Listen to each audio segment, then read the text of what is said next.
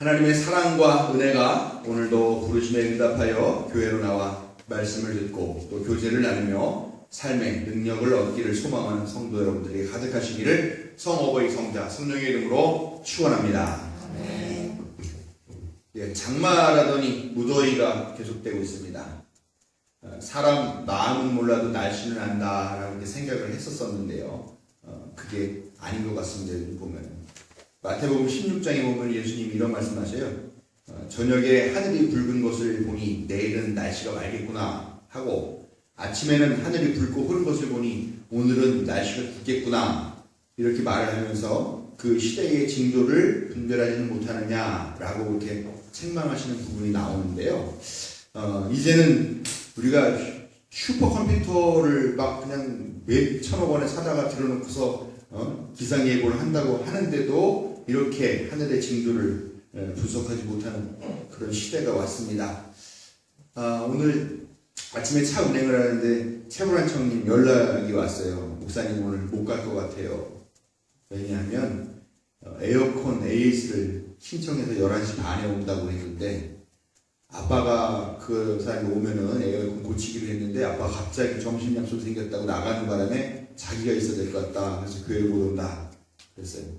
그래서 안타깝다 그런 생각을 했습니다. 그래서 한 부장님한테 최고란 청년 이러이러해서 못 온다고 하네요 그랬더니, 따를 때 같으면 아니 그 땀을 흘리다가 탈수해서 쓰러질지언정 주의를 지키는 게 중요하지 그러냐고 막 이렇게 피를 토하실 것 같이 막 하시던 분인데, 오늘은 아 그래요? 그러고 말더라고요. 그걸 딱 보면서 이제 주일 하루쯤은 에어컨을 위해서는 마저도 양해가 되는 그런 무더운 시대가 됐구나 하는 그런 생각들을 한번 해보게 됐습니다. 그렇죠. 요즘은 믿음도 좋지만 또 이게 에어컨 없이는 살기가 너무 힘든 그런 때가 된 것 같습니다. 어저께 뉴스를 보니까 알래스카에 지금 폭염이 닥쳤다고 그래요. 알래스카 보통 한 15도에서 20도 사이 정도의 한여름도 그 정도의 기온이라고 그러는데요. 지금 32도까지 올라갔답니다. 우리가 알래스카 그러면 에스키모인들이 얼음 조각을 해서 이렇게 동그란 이글루라는 집에서 살던 그런 것들을 떠올리는데, 이제 거기서 막 그런 게 없고 막 그 사람들이 물 안에 들어가서 수영을 하는 장면이 나오고요. 또 거기 인터뷰하는데 뭐라 그러냐면 알래스카에서는 선풍기를 구하기, 에어컨은 뭐 생각도 안 하고요. 선풍기를 구하기가 어렵기 때문에 그늘 밑에서 잘 쉬는 게 중요합니다라고 얘기를 하더라고요. 그래서 뭐 거기도 그렇고 지금 유럽도 완전히 폭염 때문에 난리고, 또 그런 한편에 또 동남아 쪽에는 폭우, 뭐 돌풍 이런 것 때문에 뭐 난리가 났죠. 뭐 지진도 막 지금 계속 나오고 화산 폭발하는 데도 있고, 그런 걸 보면서 자연의 변화와 변덕 앞에서 우리 인간이 얼마나 나약하고 작은 존재인가 하는 그런 것도 다시 한번 깨닫게 됩니다. 특별히 건강 잘 챙기시고 더욱 겸허하게 하나님 앞에서 서 있는 우리 자신의 모습을 발견하는 그런 여러분 되시길 부탁을 드립니다. 텔레비전에서 우연하게 천일야사라고 하는 그런 프로그램을 봤습니다. 가끔가다 돌리면 이렇게 나오는 건데 꽤 재미있어서 제가 종종 보는 그런 프로그램이긴 한데, 지난주에 봤던 프로그램은 어떤 거냐면 한 여자 노비가 자살을 하는 이야기가 나와요. 여자 노비가 있는데 자살을 하려고 그러는데 높은 곳에서 뛰어내리는데, 그거를 우연히 지나가던 한 양반을 모시는 종이 그걸 보고서 그 여인을 살려줍니다. 그랬더니 이 여자가 고맙다 그러지 않고 왜 마음대로 죽지도 못하게 그러냐고 그러고 막 짜증을 내면서 돌아가요. 그 모습을 보니까 이 양반이 조금 걱정이 돼가지고 자기 종한테 따라가서 살펴봐라. 그랬더니 간 곳이 어디냐면 관가더라고요. 그러니까 관노죠. 관노. 산호가 아니라 관노예요. 관노인데 따라간 종이 여기서 내가 하루 일을 하고서 하룻밤을 재워주십시다 하니까 그러라고 하면서 이제 그 여자를 이렇게 감시를 하는 거죠. 이 여자가 어떤 사람한테 돈을 주고 무슨 이렇게 병에 들어있는 무슨 뭐 음료 같은 거를 사요. 뭔가 궁금했는데 안 해달라 다음날 새벽 일찍 일어나가지고 그 여자가 또 그거를 먹고 먹었는데 그게 독약이었던 거죠. 음독해서 쓰러져 있는 거를 이 또 종이 발견하게 되는 겁니다. 그래서 발견해서 이 사람을 이제 의원 병원에 데리고 가지고 이제 치료를 받게 하고 나서 그 양반이 와가지고 너 아무래도 안 되겠다. 너 관도인 것 같은데 왜 네 멋대로 네 생명을 그렇게 죽이려고 그러면 아무래도 뭐예요? 현감? 뭐죠? 사또한테 내가 너를 아무래도 일러야 되겠다. 그렇게 얘기하니까 갑자기 이 여자가 벌떡 일어나서 막 말리면서 자기의 이야기를 합니다. 이야기 인즉은 뭐냐면 이 노비가 다른 남자 노비랑 결혼을 해서 아이를 낳았어요. 아이를 낳았는데 산후조리도 제대로 못했는데 계속 나가서 일하라 막 시킨 거죠. 근데 뭐 어떡합니까? 그래서 이제 아기를 업고 나갔더니 일하는데 벌적거리게 아이를 왜 데리고 왔냐고 막 그러면서 아이를 갖다 놓으라고 집에. 그래가지고 아이를 집에다 놓았는데 뭐 신부름 시키고 갔다 와봤더니 아이가 죽어 있는 거예요. 너무너무 슬픈 거죠. 아무리 자기가 노비지만 아이를 낳는데 이 아이를 키울 수도 없고 그런 생각을 하던 중에 이 여자가 또 임신을 한 거예요. 그러니까 이렇게 태어나봤자 죽을 세상 살면 뭐하겠냐, 같이 죽자 그러면서 그렇게 극단적인 선택을 하였다라는 거죠. 그랬더니 그런 모습을 보니까 이 양반이 화가 나가지고 사또한테 찾아가지고 사또한테 막 따지는 거죠. 어떻게 이런 일이 있을 수 있냐 그랬더니 아니 그거 뭐 노비인데 뭐 무슨 상관이냐고. 그랬더니 그 노비가 그럼 네 거냐 그러니까 아니 나라 거라고 그렇게 얘기하죠. 그럼 그 나라는 누구 거냐? 왕 거지 그러더라고. 그러니까 그러면 넌 당장 자리에서 물러나라. 그러니까 네가 뭔데 그러니까 나는 왕이다 그러는 거예요. 그러니까 왕이 암행을 나온 거죠. 암행을 나왔다 그 사실을 알게 된 건데 바로 그 왕이 세종대왕이었고요. 종이 장영실이었다고. 장영실이 보니까 노비였는데 등용이 돼가지고 그렇게 높은 자리까지 올라간 그런 사람이었더라고요. 아무튼 그렇게 되니까 이 사또는 억울하잖아요. 내가 뭘 잘못했냐? 난 법대로였을 뿐인데 그랬더니 왕이 세종대왕이 그러면은 내가 그 법을 고치겠다라고 하면서 세종대왕이 어떤 법을 고치냐면 노비도 출산하면은 100일 동안 쉬게 해주는 100일 휴가 제도를 세종대왕이 채택을 합니다. 네, 출산휴가를. 그것뿐만이 아닙니다. 거기에 덧붙여서 그 남편도 한 달 동안 산후조리를 돕게 하는 출산휴가를 법을 제정합니다. 이런 얘기 들어보신 적 있으세요 혹시? 네. 예, 들어보신 분도 아마 있을 것 같은데 세종대왕 때 이미 그런 법을 정해가지고 시행했던 그런 민족이에요. 우리 민족. 참 대단하지 않습니까? 예. 아무튼 그 세종대왕이 성군이라고 칭송이 자자한 그런 분위기긴 합니다만 이 여자 노비도 그렇고 기적적인 일이 벌어져서 여자 노비 당사자도 그렇고 또 그 당시에 수많은 노비들이 구원을 받는 이 이야기를 들으면서 나는 이 세종대왕을 통해서 일하신 하나님을 발견하였고 또 하나님이 세종대왕을 통해서 이 일을 하신 거다라고 저는 마음속에 확신을 했습니다. 예. 억지인가요 좀? 오늘 읽은 이 말씀도 비슷한 이야기가 아닌가 이렇게 생각을 해요. 이집트로 먹고 살기 위해 가지고 기근이 들어가지고 내려간 이스라엘 백성 또 야곱의 가문이 있잖아요. 이 사람들이 몇 대가 흐르면서 거기에서 잘 자기 공동체를 이루며 살았는데 정치적으로 이제 변동이 오죠. 그러다 보니까 옛날에 총리까지 지냈던 재상까지 지냈던 그런 가문이었지만 이제 몰락하게 되고요. 박탈되고 부당하게 침해되고 그러면서 천민 계급으로 전락을 하게 됩니다. 그래서 이들이 끌려다니면서 벽돌공 일을 하거나 밭일을 하거나 온갖 고된 일을 하면서 괴로움을 당하고 나중에는 라암세스라고 하는 곳에 큰 국고성을 짓는 그런 공사에 끌려가서 거기서 강제 노역을 하게 되는 그런 신세가 됩니다. 그리고 또 특별히 이스라엘 백성들을 시기하는 사람들에 의해서 어떤 일이 생기냐면은 사내 아이가 태어나면 그 아이는 그 자리에서 죽여버려라. 그리고 딸만 살려둬라. 라고 하는 그런 왕명까지 내려오는 처참한 신세가 되었다라는 겁니다. 그런 시대에 모세라고 하는 사람이 태어났습니다. 그는 왕명에 의해서 죽을 수밖에 없는 그런 운명이었지만 기적적으로 구원을 받게 되죠. 그런데 더더군다나 이집트 공주에게 구원을 받아서 입양아가 되고 거기서 왕자로 성장을 하게 되는 이런 드라마틱한 그런 인생을 삽니다. 근데 이 모세라는 사람이 좀 살다 보니까 나는 이집트 사람이랑 좀 다른데 나는 누구지 하는 그런 정체성을 가졌던 것 같아요. 그래서 자기의 뿌리를 찾아가다 보니까 나는 이스라엘 민족이구나 하는 것을 깨닫게 되죠. 그런데 그런 찾아가는 과정에 자기 동족을 괴롭히고 있는 이집트인을 보고서 그 사람을 우발적이 됐든 계획적이 됐든 아무튼 때려 죽이게 된 거죠. 그리고 안매장을 했어요. 근데 며칠 뒤에 자기의 동족이 자기를 오히려 고발하는 그런 상황을 닥치는 거예요. 네가 이집트 사람들 때려 죽이더니 이제는 나까지 때려 죽이려고 그러냐 하면서 오히려 동족인 사람이 이 모세를 비난하고 고발하려고 하는 거죠. 그런 상황이 처하니까 모세가 거기서부터 도망쳐서 빈들 광야로 나오게 되죠. 거기서 미디안이라고 하는 족속과 같이 살면서 양을 치는 목자 생활을 하게 됩니다. 여기까지의 이야기인데요. 이 목초지에서 양들을 풀 먹으라고 뜯어 먹으라고 풀어놓고 자기는 어디 이렇게 앉아가지고 양을 감시하면서 상념에 빠졌을 그런 모세의 모습을 한번 심정을 한번 상상해 보게 된다라는 거죠.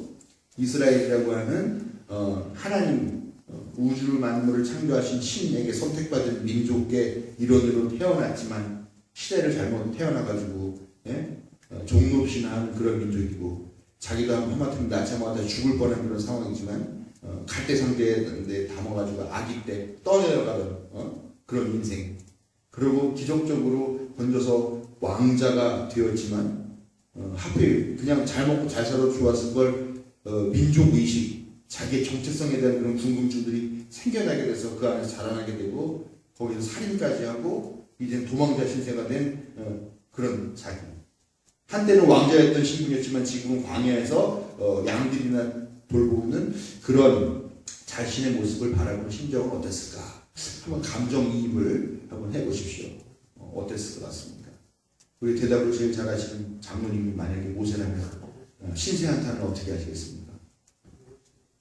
신세한탄 안 할 것 같아요. 안 할 것 같아요? 왜요?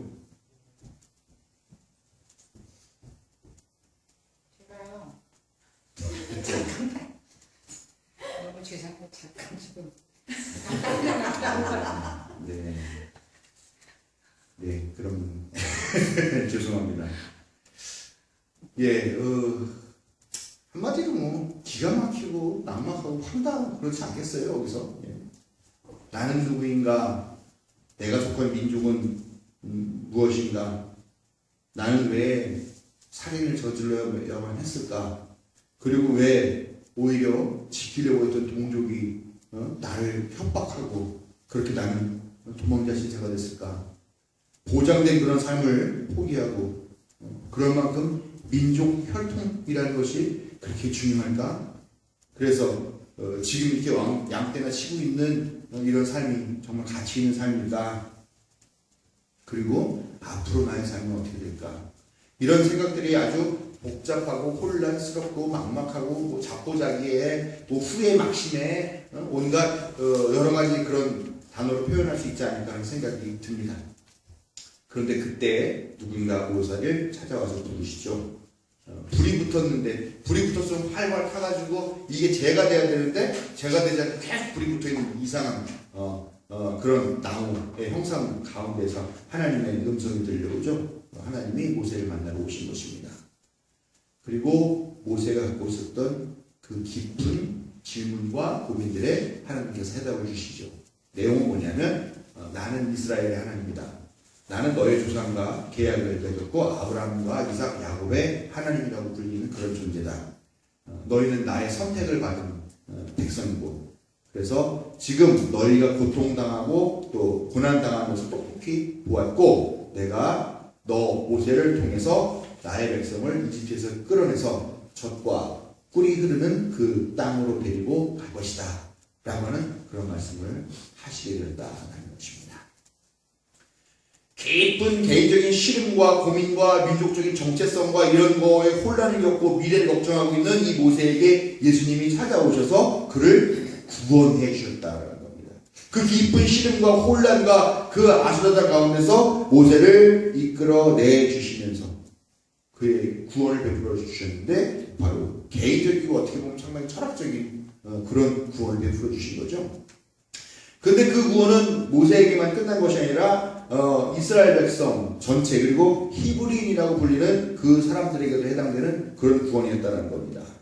우리가 이스라엘 혹은 뭐 히브리인 그렇게 다 혼동해서 부르지만 사실은 이스라엘이라는 개념은 혈통적인 공동체 개념을 말하는 거라면 히브리라고 하는 거는 사회적이고 계급적인 그런 공동체 개념을 말하는 거거든요. 학자들은 이 히브리라고 하는 말이 아피루 혹은 뭐 합비루 뭐 합피루 뭐 이런 단어에서 왔다라고 해서 어원을 찾고 있는데요. 이 합비루라고 하는 것은 당시에 이집트에서 벌어진 이 라암세 국고성을 짓는 대공사의 동원이 되었던 뭐 청민, 뭐 노예, 종, 또 뭐 외국인 노동자, 가난해서 품팔이를 하면서밖에 살 수밖에 없는 그런 사람들, 이런 사람들을 총칭하는 말을 합비루라고 한다는데 이 말에서 히브리라는 말이 나왔다라고 본다라는 거죠.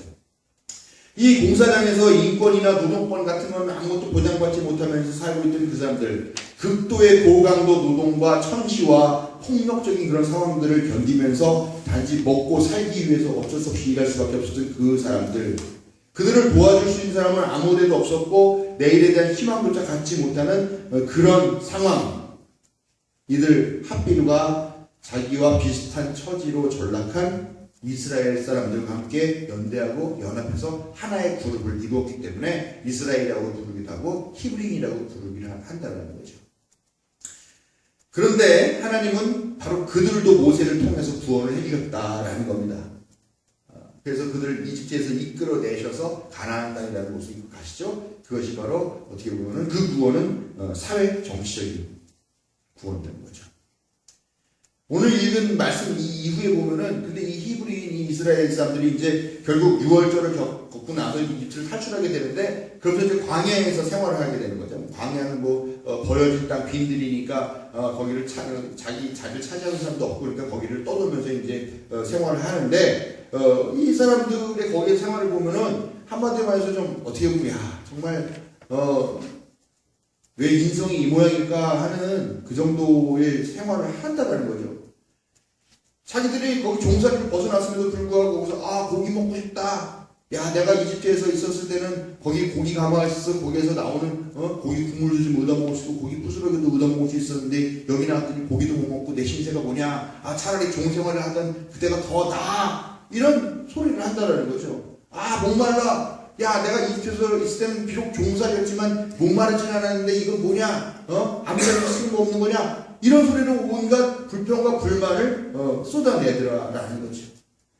가축처럼 먹이만 주면 어떻게 돼도 상관이 없다라고 하는 그런 가치관을 가졌던 이들이지만 하나님은 그들을 외면치 않고 그들에게 메추리를 먹이시고 바위 틈에서 샘물이 솟아나오게 하면서 그들을 먹이게 하면서 너희들은 정말 귀중한 존재이다 라고 하는 것을 스스로 깨달아가게 그렇게 이끄시더라.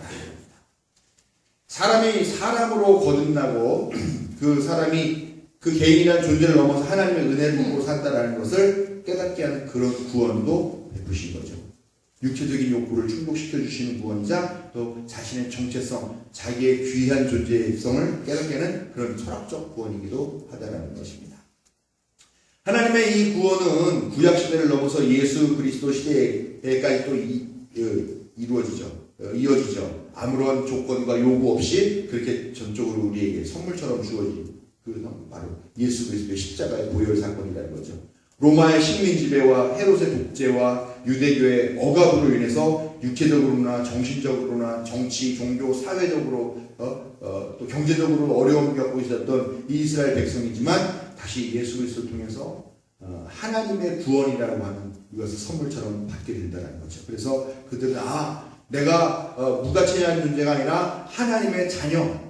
옛날에는 하나님의 백성이었지만 이제는 예수 그리스도를 통해서 나는 하나님의 아들, 딸이 되었구나라고 하는 이 정체성을 깨닫게 되면서 보다 차원 높은 목적을 갖는 그런 인생을 살게 되었다라는 것입니다.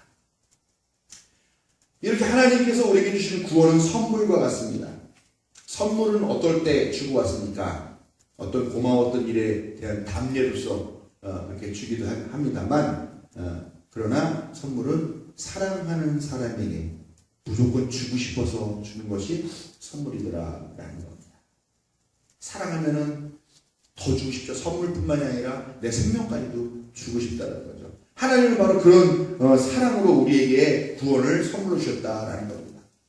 오늘 읽은 말씀 이 이후에 읽은 말씀 보면은 모세나 이스라엘 히브리인들이 나 너무 살기 힘들어요. 나 이렇게 종살이 하는 게 너무 싫어요. 나도 사랑받고 살고 싶어요. 막 이렇게 울부짖으면서 막 하나님을 찾거나 아니면 신에게 도와달라고 막 그렇게 자신의 처지를 비관하면서 기도하는 그런 흔적은 없어요. 그런 말씀 하나 나오잖아요. 그들은 그냥 종살이하며 그냥 짐승처럼 주는 거나 받아먹으면서 하루하루 살고 있었고 부르짖지도 않았었는데 하나님께서 먼저 그들에게 다가가셔서 구원의 계약을 하신 거라는 거죠.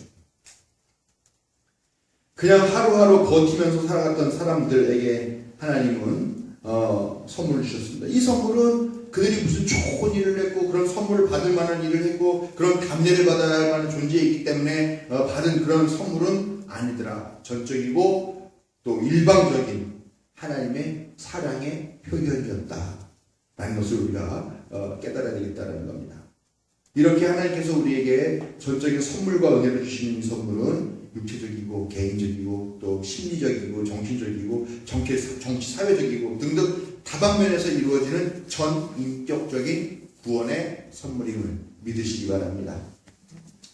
모세의 이야기나 또 이 히브리인의 이야기나 또 이스라엘의 이야기나 또 예수 그리스도께서 우리에게 베푸신 그 구원의 이야기나 이 이야기뿐만이 아니죠. 성서 곳곳은 정말 아무런 가치가 없고 정말 그런 사랑받을 필요도 없고 사랑해서도 오히려 안 될 것 같은 그런 정말 쓰레기와 마찬가지인 그런 우리들을 향해서 먼저 다가와서 구원을 선물하시는 하나님의 이야기로 가득 차 있다는 것입니다. 그리고 그 사랑과 자비가 오늘날 여전히 우리에게도 열려 있음을 믿으시기 바랍니다. 오늘날 사는 현대인의 모습에서 우리는 모세를 발견해요. 국가, 민족 이런 경계가 지금 없어진 시대잖아요. 이런 곳에서 살다 보니까 나의 정체성이 무엇인지 어디에서 어떻게 속해서 살아가야 될지 갈피를 못 잡고 거기에다가 얼마나 지금 미디어가 막 범람하고 있습니까? 여기서 온갖 이야기들이 다 쏟아 나오죠. 심지어 거짓 뉴스까지 막 가짜 뉴스까지 막 양산이 되는 이런 시대에 살면서 정말 내가 무엇인지 어떻게 살아야 할지 모르면서 휩쓸려 사는 그런 모습, 어떻게 보면은 바로 오늘날 사는 모세와 같은 모습이 아닌가 하는 생각을 하게 된다는 거죠. 야, 종살이 할 때는 그래도 고기 가마에서 그 부스러기라도 얻어먹으면서 살던 때가 있었어. 차라리 종살이지만 그때가 더 나았어. 그때가 더 했어 라고 말하는 이 히브리인 같은 모습 여전히 오늘날 우리 안에도 발견되고 있지 않느냐라는 겁니다. 돈 몇 푼에 개, 돼지 소리까지 들어가면서 정말 상사, 직장 상사, 집주인, 건물주, 거래처 등등 온갖 갑질에 온갖 욕설에 그런 것도 다 견디면서 그래도 비굴하게 살아가고 있는 그런 우리들의 모습이 또 바로 히브리인들의 모습이 아닌가 하는 생각을 하게 된다는 거죠. 로마의 하수인이 되고자 자청했던 헤롯이나 또 유대교 종교 지도자들처럼 강자들의 눈에 들어서 어떻게 해서 그들의 그 가방이라도 들어주면서 심부름이라도 되면은 좋겠다라고 생각하면서 그들에게 아부하고 그들의 하수인이 되고 심지어는 그래서 하나님까지 팔아먹으면서 오히려 옛날에 우리 그 일제강점기 때 보면은 그 마름이라고 있죠. 마름.